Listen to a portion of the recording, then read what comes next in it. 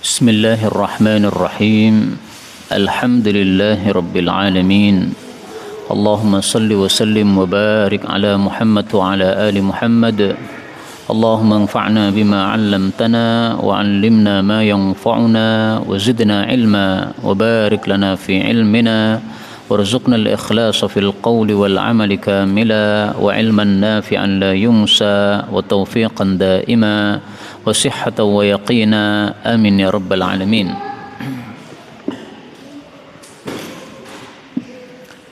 Alhamdulillah kaum muslimin rahimani wa rahimakumullah. Kita lanjutkan pengajian tafsir Al-Quran satu hari satu halaman. Kita sudah sampai pada halaman 69, yaitu surah Ali Imran ayat 149 sampai 153 insyaallah ta'ala. A'udzu billahi as-sami'il 'alim minasy syaithanir rajim min hamzihi wa nafthihi wa nafthihi. يا أيها الذين آمنوا إن تطيعوا الذين كفروا يردوكم على أعقابكم فتنقلبوا خاسرين بل الله موليكم وهو خير الناصرين سنلقي في قلوب الذين كفروا الرعب بما أشركوا بالله ما لم ينزل به سلطانا ومأويهم النار وبئس مثوى الظالمين ولقد صدقكم الله وعده إذ تحسونهم بإذنه حتى إذا فشلتم وتنازعتم في الأمر وعصيتم من بعد ما أريكم ما تحبون منكم من يريد الدنيا ومنكم من يريد الآخرة ومنكم من يريد الآخرة ثم صرفكم عنهم ليبتليكم ولقد عفا عنكم والله ذو فضل على المؤمنين إذ تسعدون ولا تلوون على أحد والرسول يدعوكم في أخريكم فأثابكم غما بغم لكي لا تحزنوا على ما فاتكم ولا ما أصابكم والله خبير بما تعملون. Alhamdulillahi Rabbil Alamin. Allahumma arhamna bil Qur'ani amin. Pada ayat-ayat yang kita baca ini ada beberapa kata yang bisa dibaca dengan dua bacaan. Yang pertama pada ayat 150 wa huwa, haknya boleh disukun wa huwa. Kemudian ayat 151 ar-ru'ba, ainnya boleh didhammah ar-ru'ba. Kemudian masih pada ayat ini yunazzil, boleh dibaca yungzil, dan ini sering kita temukan dalam Quran. Kemudian wabisa, hamzah bisa diganti dengan ya, wabisa. Kemudian banyak kita temukan di sini bacaan idgham. Misalnya pada ayat 153 iltu, zal ketemu tak, ini susah ya, iltu susah, maka boleh diidghamkan. Itus, zalnya hilang diganti jadi tak. Itus idun, lebih enak kan? Karena tak ketemu tak lebih mudah daripada zal ketemu tak. Ini semuanya adalah qiraah mutawatirah yang sumbernya dari Rasulullah sallallahu alaihi wasallam. Adapun tafsirnya secara ringkas, maka Allah mengatakan pada surah Ali Imran ayat 149. Ya ayyuhalladzina amanu, wahai orang-orang yang beriman, in tuti'u, jika kalian mentaati alladzina kafaru, orang-orang kafir, yaruddukum, mereka akan mengembalikan kalian ala a'qabikum, pada tumit-tumit kalian, maksudnya jadi murtad lagi. Fatanqalibu, maka kalian kembali, yaitu kembali kepada Allah, khasirin, dalam keadaan rugi. Ayat ini menunjukkan tidak boleh orang muslim mentaati orang kafir. Nah, muncul pertanyaan, mentaati dalam hal apa yang tidak boleh? Kalau ada orang muslim sebagai tukang, majikannya orang kafir, ya. Ini tolong rumah saya dibuat. Apakah tidak boleh tukangnya mentaati pemilik rumah ini?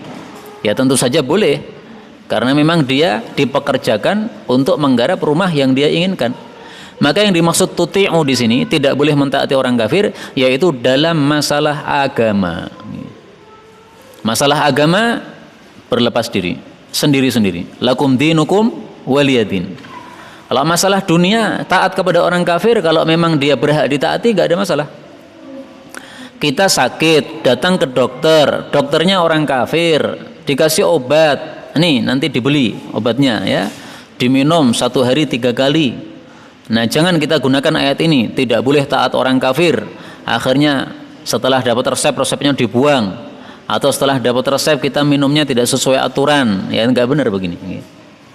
Maka yang dimaksud di sini taat dalam hal agama, haram kepada orang kafir. Lah taatnya kepada siapa? Kepada Allah dan Rasulullah sallallahu alaihi wasallam.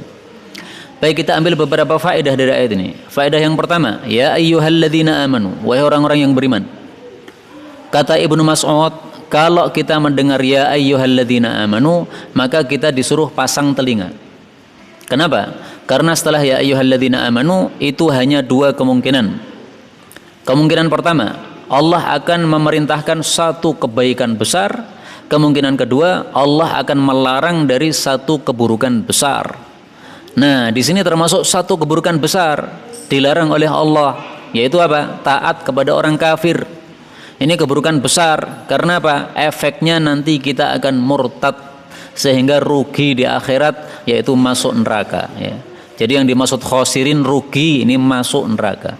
Karena orang yang rugi, hakikat rugi yang sesungguhnya adalah kalau dia masuk neraka.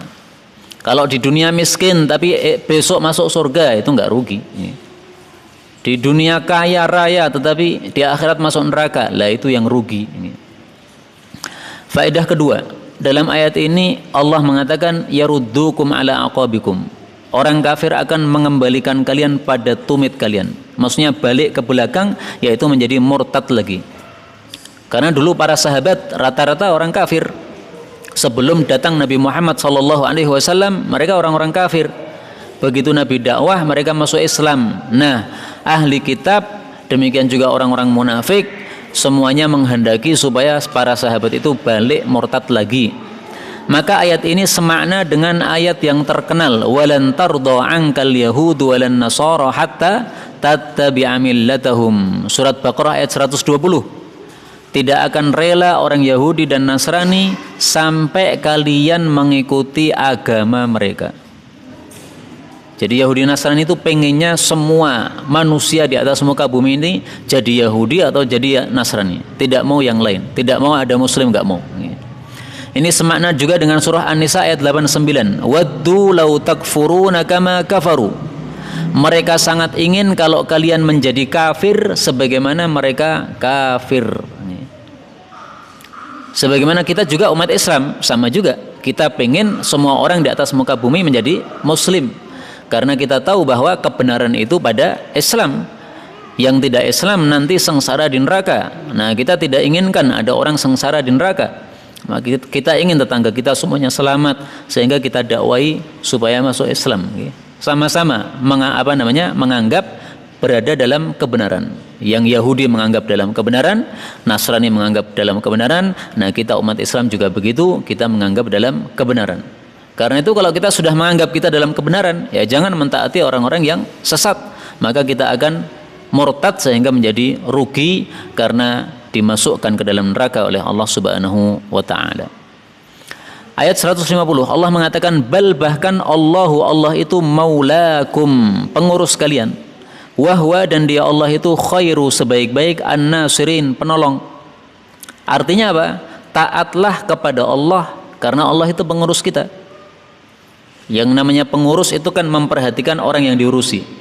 Pengen supaya yang diurusi ini selamat. Bapak misalnya, dia pengurus bagi anak-anaknya. Tidak mungkin dia telantarkan anak-anaknya. Anaknya perempuan dilamar oleh laki-laki, bapaknya pasti menyelidiki, laki-laki ini siapa?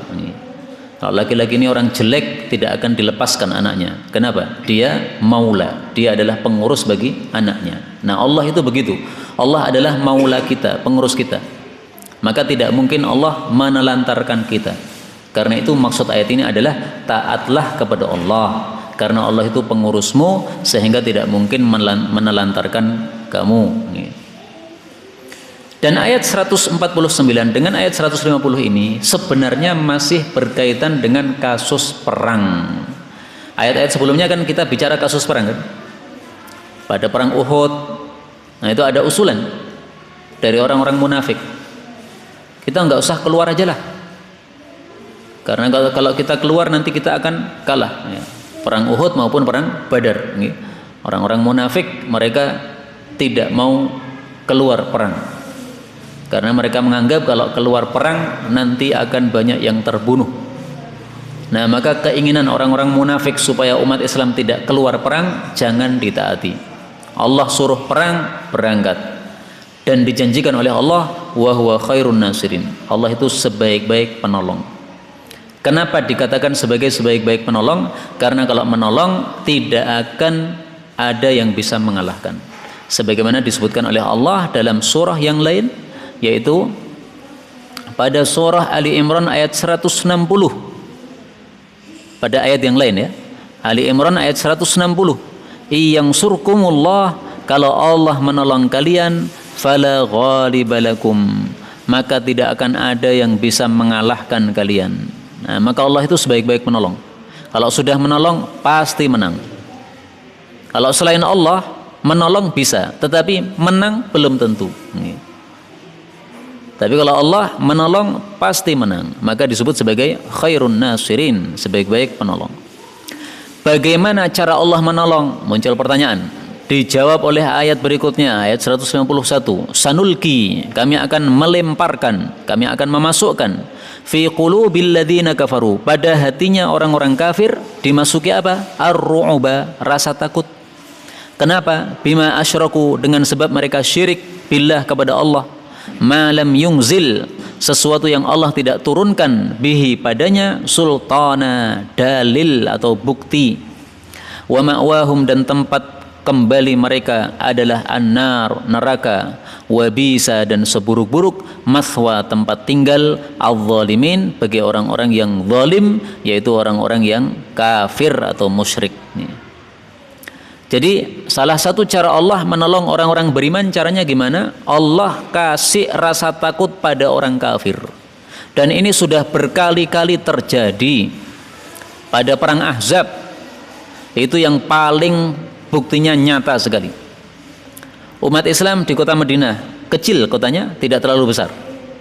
Kemudian kota Madinah bisa diserang dari selatan dan bisa diserang dari utara. Kalau dari timur, dari barat tidak bisa, karena tempatnya bebatuan.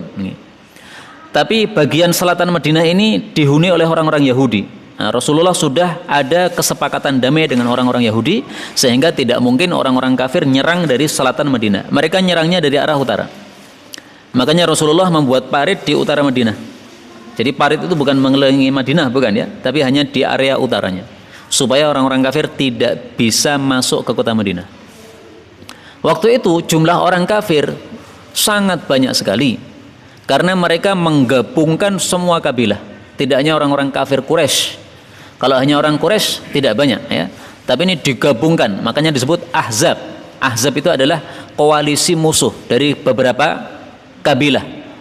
Tapi Allah kirim angin pada mereka, Allah kirim gelap pada mereka, sehingga kemah-kemah mereka semuanya hancur lebur gara-gara angin ini. Kemudian tanah-tanah masuk pada mata mereka, debunya masuk pada mata mereka, sakit rasanya. Akhirnya mereka ketakutan sendiri, akhirnya mereka pulang tanpa bisa melukai umat Islam sedikit pun. Nah, itu contoh bagaimana Allah itu nulqi, melemparkan rasa takut pada hatinya orang-orang kafir. Dan ada hadis yang berkaitan dengan ayat ini, yaitu sabda Nabi Rasulullah sallallahu alaihi wasallam mengatakan, nusirtu birru'bi masirata syahrin. Aku ditolong oleh Allah dengan diberi rasa takut pada orang-orang kafir sejauh perjalanan 1 bulan. Artinya jarak tempuh 1 bulan Nabi belum sampai ke arahnya orang-orang kafir, mereka sudah ketakutan. Misalnya perjalanan dari Solo ke Surabaya 1 bulan misalnya kalau pakai unta. Nah maka dari Solo, Nabi masih berada di Solo, orang-orang kafir Surabaya sudah ketakutan semuanya. Nah itu adalah siapa yang memberikan begitu? Allah Subhanahu wa ta'ala. Karena hati manusia ini di tangan Allah. Kita tidak bisa berbuat apa-apa. Dengan bukti kalau ada masalah kemudian kita susah, kita berusaha menghilangkan susah, tetap susah saja. Anak mati pasti susah kan? Nah kita pengen menghilangkan susah, nggak bisa. Susah itu muncul dengan sendirinya. Siapa yang memunculkan? Allah. Berarti hati itu yang mengatur Allah Subhanahu wa ta'ala. Nah, yang memunculkan rasa takut ini juga Allah. Maka pada surah Al-Ahzab ayat 25 Allah mengatakan wa kafallahul mu'mininal qital. Allah itu mencukupi orang-orang beriman dari peperangan, yaitu dengan mengirim angin tadi pada perang Ahzab, pada perang Khandaq, di mana Nabi membuat parit. Itu umat Islam dicukupi oleh Allah dengan dikirimi angin yang menyerang mereka sehingga mereka ketakutan. Nah mereka takut itu kenapa? Sebabnya apa? Sebabnya asyraku billah, syirik kepada Allah. Artinya orang beriman mestinya sebaliknya. Karena tidak ada syirik dalam hati, maka tidak ada rasa takut. Itu mestinya begitu. Maka kalau kita beriman tetapi kita takut dalam perang, itu berarti imannya belum sempurna. Nah kenapa orang beriman mestinya tidak takut?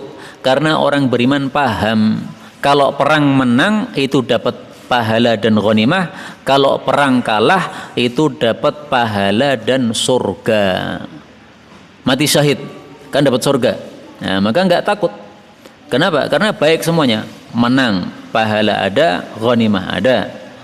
Kalah, mati syahid, maka pahala ada, surga langsung. Nah, sudah, tidak ada yang perlu ditakuti. Ini. Faedah berikutnya dalam ayat ini Allah mengatakan malam yungzil bihi sultana. Syirik itu tidak ada dalilnya. Jadi orang-orang yang melakukan syirik tidak punya dalil sama sekali. Ada seorang sahabat Nabi sebelum masuk Islam ditanya oleh Nabi, kamu nyembah berapa Tuhan? Kata dia sab'ah, ada 7 Tuhan saya sembah. Sittah fil ardi, yang 6 saya sembah di bumi. Wahid fis sama, satunya yang di langit. Maka Nabi berusaha menyuruh dia berpikir, menggunakan akal sehatnya. Ditanya, kalau kamu lagi susah, kalau kamu lagi ada masalah, kamu kembali kemana? Dari Tuhan 7 ini kamu pakai yang mana? Maka dia mengatakan yang di langit. Nah maka beliau katakan fa'alghid sittah. Kalau begitu yang 6 itu kamu buang saja. Orang Tuhan kok nggak ada fungsinya begitu. Nah, maka akhirnya orang itu masuk Islam. Namanya sahabat Nabi Husain. Maka ada sahabat Nabi Imran bin Husain, itu anaknya Husain yang ditanya Nabi berapa Tuhannya itu. Nah, menyembah Tuhan jumlahnya 7. Dalilnya apa? Nggak ada. Malam yungzil bihi sultana. Nggak ada dalilnya. Meyakini keris ini memiliki suatu kekuatan hebat. Kalau saya bawa keris tidak akan tabrakan. Kalau tidak bawa keris nanti khawatir tabrakan di jalan. Nah, berarti keris berfungsi penyelamat. Apa ada dalilnya ngomong kayak begitu? Enggak ada dalilnya. Ya. Syirik kepada selain Allah Subhanahu wa ta'ala. Nah, orang yang syirik itu diancam oleh Allah ma'wahumun nar, kembalinya ke neraka. Maksudnya kekal di neraka. Karena orang yang mati dalam kondisi syirik maka tidak ada kesempatan diampuni oleh Allah. Selain syirik masih bisa diampuni. Orang mati dalam keadaan minum minuman keras, akhirnya kebanyakan minum mati. Nah, belum tobat karena matinya mati dalam keadaan mabuk. Masih ada kesempatan diampuni, masih ada. Meskipun belum tentu diampuni, namanya hanya kemungkinan diampuni, kemungkinan tidak. Ya. Istilahnya tahtal masyiah, terserah kehendak Allah. Mau diampuni terserah Allah, tidak diampuni juga terserah Allah. Nah, kalau sudah masuk neraka bisa mathwal zalimin, seburuk-buruk tempat tinggal bagi orang yang zalim. Zalim di sini maksudnya tadi syirik tadi. Karena inna syirka la dzulmun azim. Syirik adalah kezaliman yang besar. Lah bagaimana kalau melakukan kezaliman selain syirik? Apakah tempatnya juga di neraka? Tempatnya juga di neraka, tetapi tidak kekal. Dalilnya banyak sekali bahwa orang-orang zalim itu diancam masuk neraka. Contoh sabda Nabi sallallahu alaihi wasallam, "Man syaribal muskir," siapa yang minum minuman keras, Ayyasqiyahu min tinatil khibal, dijanjikan oleh Allah untuk diminumi tinatul khibal, araqi ahlin nar, yaitu keringatnya penghuni neraka. Dalam hadis yang lain disebutkan yaitu nanahnya ahli neraka. Jadi orang yang belum tobat dari minum minuman keras diancam masuk neraka, nanti akan dihidangi minuman yang ada di neraka, yaitu nanah-nanah dan darah-darah yang mengucur dari penghuni neraka, itu jadi minuman dia. Minum nanah, siapa yang mau, Pak? Apalagi nanah di neraka, pasti sangat tidak menyenangkan sekali. Nah, ini ancaman bagi orang yang berbuat dolim, yang dolimnya bukan syirik. Dolimnya minum minuman keras. Minum minuman keras itu dolim. Dolim definisinya apa? Wad'u syai' fi ghairi mahalli, menaruh sesuatu di selain tempatnya yang benar, itu dolim. Minuman keras itu mestinya tempatnya di sampah, dibuang sana. Ini malah dimasukkan dalam perut, dolim kayak begini. Demikian juga hadis yang lain, Rasulullah bersabda, man qala fi mu'min, siapa yang menuduh orang mukmin ma laysa fi, sesuatu yang tidak sesuai fakta, askanahullah radghatal khabal, Allah akan benamkan dia di dalam nanah-nanah penghuni neraka, hatta yakhruja mimma qala, sampai dia keluar dari tuduhan tersebut, walaysa bi kharij, tapi sudah tidak mungkin keluar, wong sudah masuk alam akhirat. Kalau mau keluar dari tuduhan tadi ya segera minta maaf kepada yang dituduh ketika masih di dunia, supaya tidak dibenamkan dalam nanah-nanah penghuni neraka. Nah, ini dalil yang kedua bahwa zalim selain syirik itu juga masuk ke dalam neraka. Nuduh orang itu zalim. Maka zalim kan ada tiga. Zalim kepada Allah yaitu syirik, masuk neraka, kekal. Zalim kepada sesama manusia seperti menuduh, masuk neraka tetapi tidak kekal. Zalim kepada diri sendiri, berbuat maksiat misalnya minum minuman keras tadi, itu juga masuk neraka tetapi tidak kekal. Selama dia masih muslim, maka dia masih ada kesempatan masuk surga. Kemudian Allah mengatakan walaqad, dan sungguh-sungguh shadaqakumullah, Allah telah jujur kepada kalian, wa'dahu, terhadap janjinya, ittahussunahum, ketika kalian membunuh-bunuhi mereka orang-orang kafir, biiznihi, dengan izin Allah, yaitu di awal perang. Hatta, sehingga idza fashiltum, ketika kalian sudah takut, wa tanaza'tum, dan kalian berselisih, fil amri, dalam masalah itu, wa asaitum, dan kalian durhaka kepada Rasul sallallahu alaihi wasallam, mim ba'dima, setelah arakum, Allah perlihatkan kepada kalian, ma tuhibbun, apa yang kalian cintai. Minkum, di antara kalian, may yuridud dunya, ada orang yang menghendaki dunia, yaitu ghanimah. Wa minkum, dan di antara kalian, may yuridul akhirah, ada orang yang menghendaki akhirat, yaitu pahala. Maka akibatnya apa? Akibatnya thumma sarafakum, kemudian Allah palingkan kalian, anhum, dari musuh-musuh kalian, liyabtaliyakum, supaya Allah menguji kalian. Walaqad afa ankum, dan sungguh Allah telah memaafkan kalian. Wallahu, dan Allah itu dzu fadlin, memiliki karunia, alal mu'minin, terhadap orang-orang beriman. Ini ayat cerita tentang perang Uhud, sebagaimana ayat-ayat sebelumnya cerita tentang perang Uhud. Jadi perang Uhud itu umat Islam awalnya mengalami kemenangan, kemudian mengalami kekalahan, tapi endingnya kemenangan lagi. Nah, maka kemenangan dalam perang Uhud yang diberikan oleh Allah di awal perang, itulah yang dimaksud walaqad shadaqakumullahu wa'dah. Allah sudah jujur kepada kalian dalam janjinya. Janjinya apa? Yaitu menolong di dalam perang. Allah berjanji, kamu kalau perang, kamu akan saya menangkan. Nah, ini janjinya sudah dipenuhi oleh Allah, yaitu di awal perang Uhud, ittahussunahum biilni, kalian berhasil membunuh-bunuhi orang-orang kafir dengan izin Allah. Nah, maka dari ayat ini kita tahu bahwasanya dalam perang Uhud yang terbunuh tidak hanya orang muslim. Memang orang muslim terbunuh 70 orang, betul itu, ada yang mati syahid 70, tapi ternyata orang-orang kafir juga nggak kalah banyak mereka mati. Tahussuna itu artinya dalam bahasa Arab membunuh secara banyak. Kalau hanya membunuh 1-2 itu bukan tahussun, taktulun, ya. Nah, di sini Allah menggunakan kata-kata tahussun. Allah, kalian bunuhi mereka dengan pembunuhan yang cepat atau pembunuhan yang banyak. Nah, sehingga Dari ayat ini kita tahu bahwa dalam perang Uhud sebenarnya tidak bisa dikatakan umat Islam kalah mutlak, itu enggak. Awalnya menang, tapi kemudian gara-gara maksiat kepada Nabi kalah. Tapi akhirnya kemudian orang-orang kafir pulang, itu sudah dianggap satu kemenangan. Nah, pertanyaan di sini, kenapa umat Islam setelah menang dalam perang Uhud kok akhirnya kalah? Allah katakan, tanaza'tum fil amri, kalian berselisih dalam urusan. Yaitu urusan apa? Nabi memberikan pesan kepada Abdullah bin Jubair dan 50 pasukan panah yang ada di gunung. Pesannya Nabi apa? Kalian tetap harus berada di atas gunung, jangan turun, kondisi apapun. Kami menang atau kami kalah, kalian posisinya di atas, jangan kemana-mana. Nah, begitu umat Islam ternyata menang di bawah, maka yang di atas berselisih. Mereka ingin turun, maka ditegur oleh pemimpinnya Abdullah bin Jubair, jangan turun. Pesan Nabi, kita disuruh tetap di sini. Maka mereka mengatakan, tidak, kami harus turun. Wong ini ada ghanimah dibagi-bagi, ini rebutan ghanimah, kita harus dapat juga nih. Jadi waktu perang Uhud itu ghanimah belum ada kepastian. Setelah itu kan ada kepastian, 1/5 untuk Nabi, kemudian sisanya yaitu 4/5-nya untuk pasukan perang. Nah, waktu perang Uhud ini belum ada ketentuan seperti itu, sehingga para sahabat mengetahui ghanimah itu ya rebutan. Nah, yang di atas pengen rebutan juga, turun ke bawah.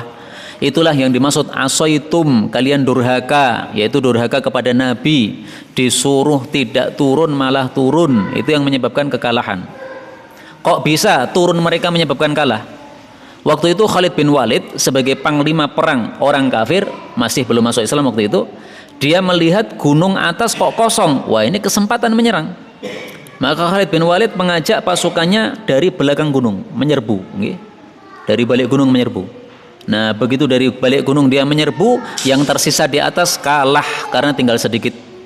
Akhirnya umat Islam pada lari terbirit-birit sampai mereka naik gunung untuk menyelamatkan diri. Ya, naik gunung untuk apa? Menyelamatkan diri, sebagaimana nanti akan disebutkan pada ayat berikutnya itu.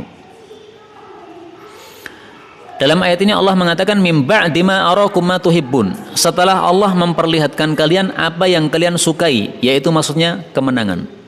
Setelah Allah memperlihatkan ada kemenangan di bawah, maka yang atas pada durhaka, yaitu turun, padahal tidak boleh turun.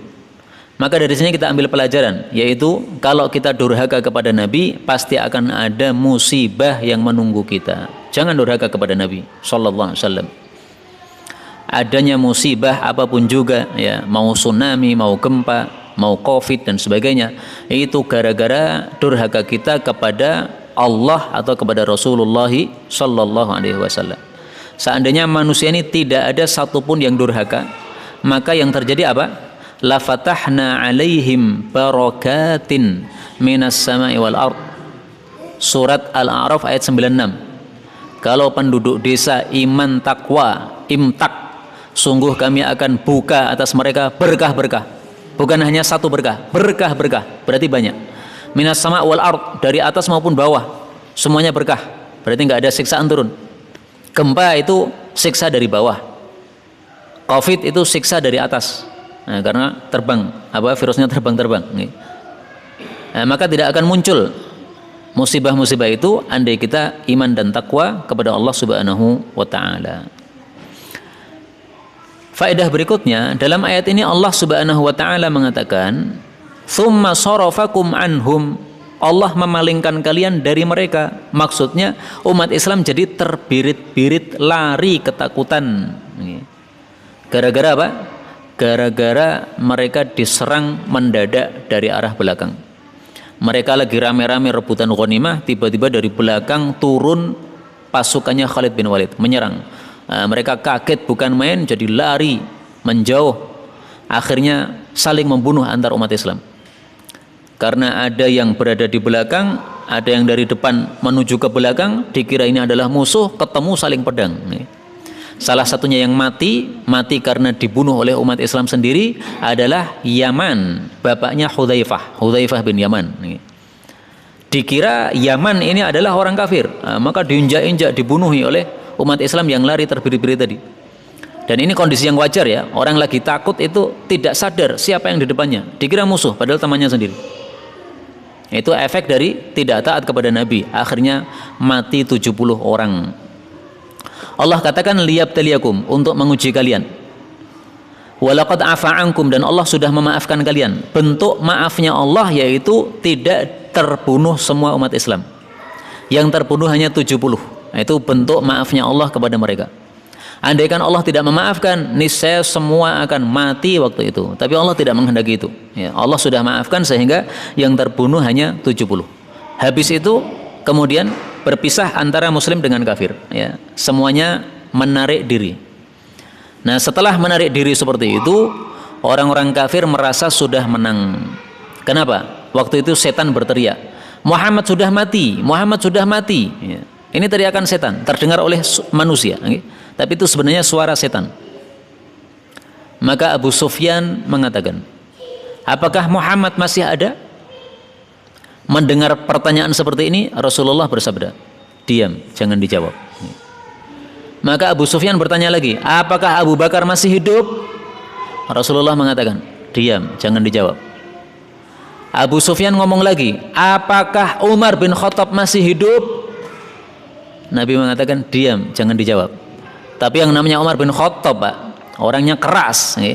Dia mendengar seperti itu tidak tahan dia. Dia mengatakan, semuanya masih hidup. Ya, Muhammad masih hidup, Abu Bakar masih hidup, Umar masih hidup. Nah, akhirnya apa?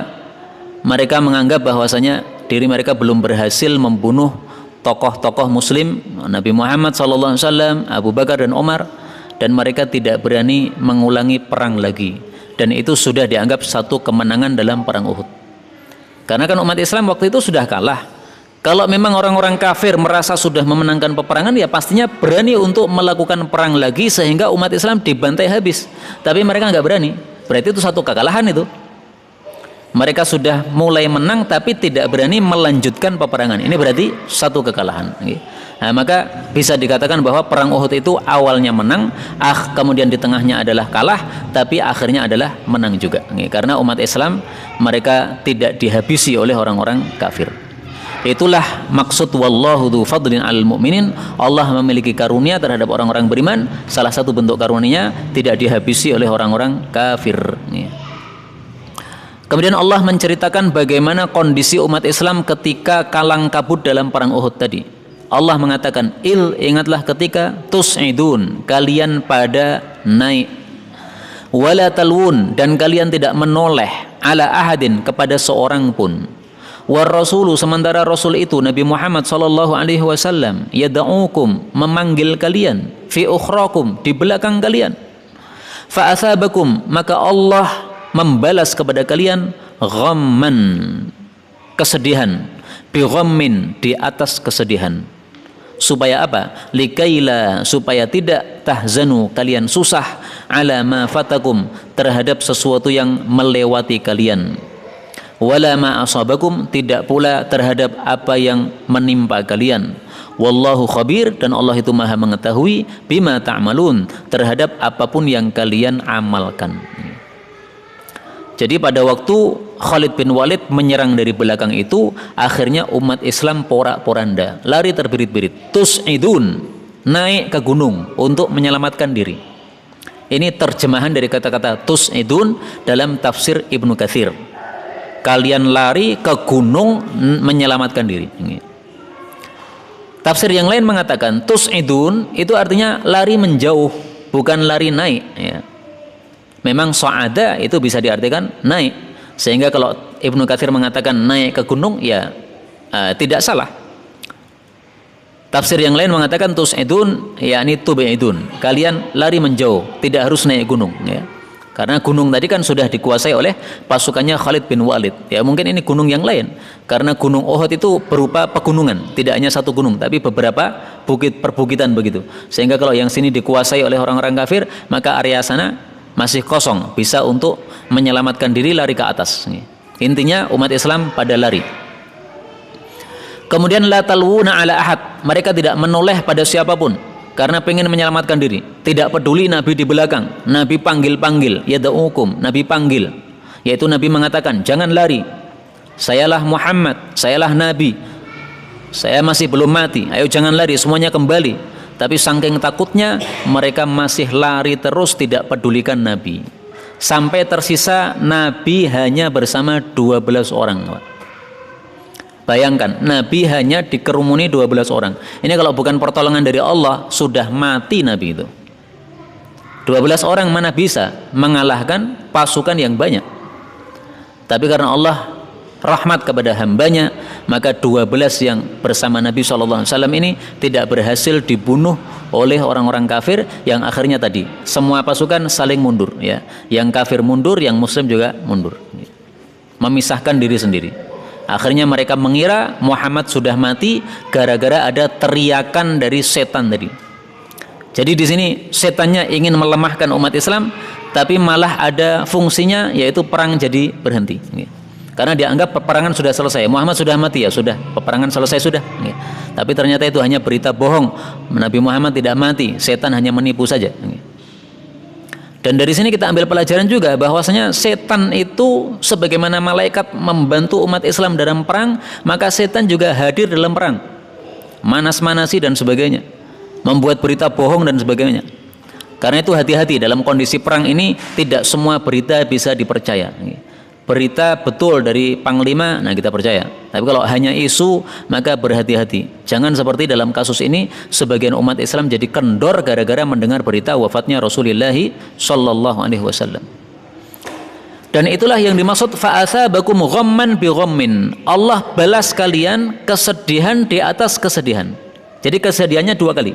Kesedihan pertama karena kalah dalam perang, kesedihan kedua berita kewafatan Nabi sallallahu alaihi wasallam.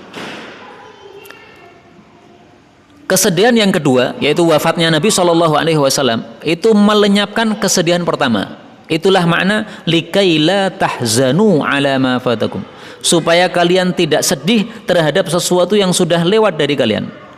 Yaitu asalnya menang, tapi kemudian kalah. Mereka susah kan? Tapi begitu ada informasi Nabi wafat, maka kesedihan pertama jadi hilang, kalah dengan kesedihan yang kedua. Dan ini manusiawi seperti ini, biasa. Saya kasih gambaran supaya lebih gampang memahami. Contoh misalnya ada seseorang diberitahu rumahmu terbakar, nah, pasti lama sudah. Ya Allah, rumah saya terbakar. Ludes sudah harta saya. Ada mobil, ada macam-macam di situ terbakar semua. Nah, kemudian informasi kedua mengatakan anak istrimu semuanya habis kebakar, tambah lemas pasti. Berita kedua lebih ngeri daripada berita pertama. Berita pertama bakaran rumah, berita kedua semua anak istri kebakar. Tapi setelah itu ternyata ada berita ralat, anak istrimu ternyata sudah berhasil diselamatkan, tidak ada yang mati sama sekali, semuanya berada di rumah tetangga, sudah selamat.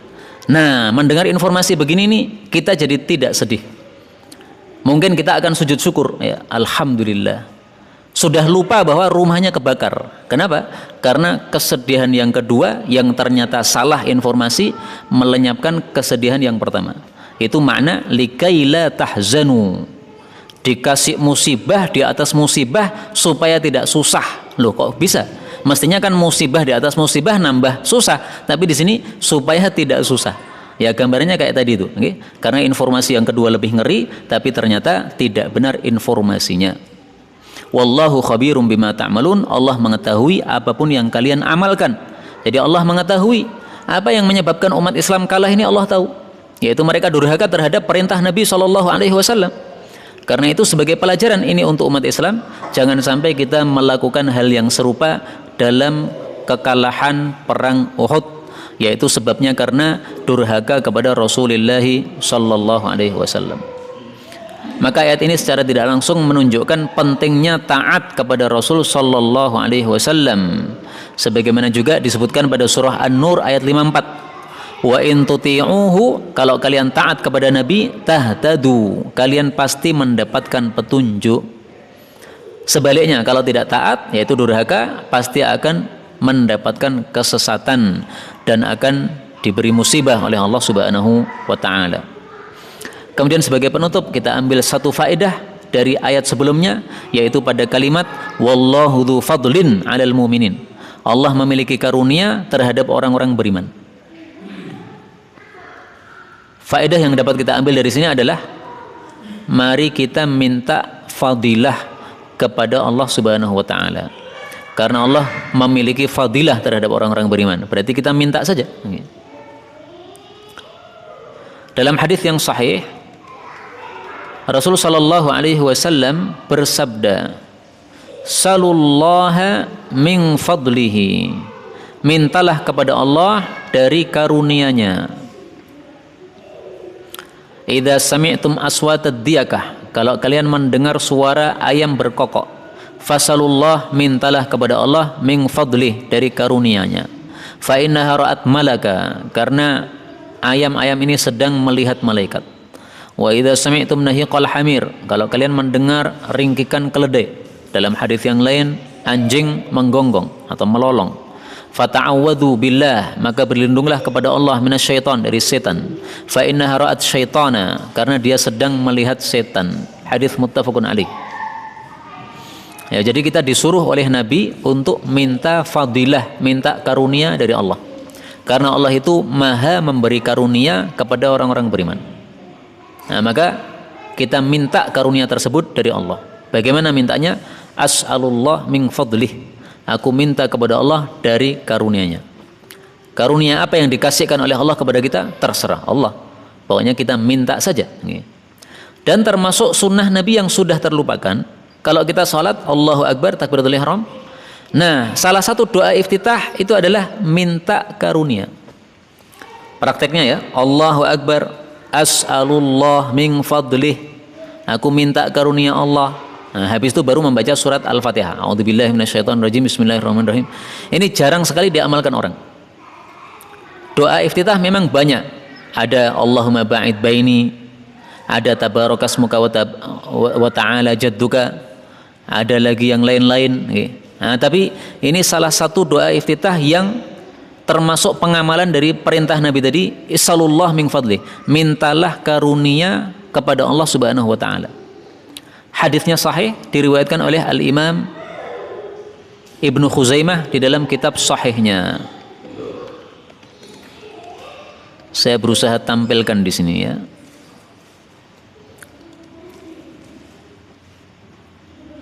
Wa kana yaqif, adalah Nabi berhenti qabla al-qiraah, sebelum membaca surat, hunayatan, sebentar.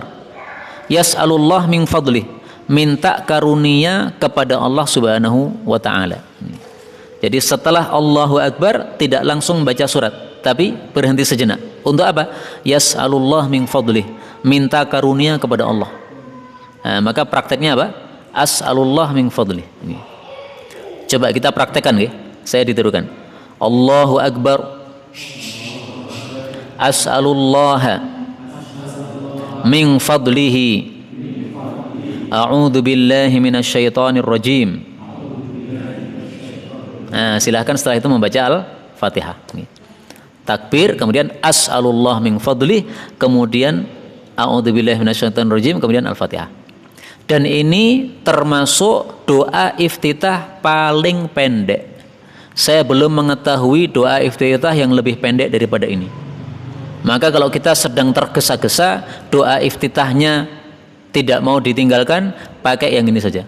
Kalau pakai Allahumma ba'id baini wa baina khotoyaya kama ba'adta bainal masyriq wal maghrib, kesuwen, 3 kalimat lagi. Padahal ini waktunya sempit nih. Kita sudah melihat qomat tinggal 2 menit lagi. Nah, qomat 2 menit pakai doa iftitah panjang, nggak selesai sholatnya. Pakai doa ini, as'alullah min fadlih. Ini fungsinya kalau kita mengetahui sunnah-sunnah Nabi yang beraneka ragam, kita bisa praktekkan dalam kebutuhan kita yang berbeda-beda. Butuh sholat lama, pakai iftitah yang lama. Butuh sholat cepat, pakai iftitah yang cepat. Inilah yang dapat dibicarakan, benarnya dari Allah Ta'ala. Kalaupun ada salahnya, fa astaghfirullahal azim li wa lakum, walhamdulillahi rabbil alamin.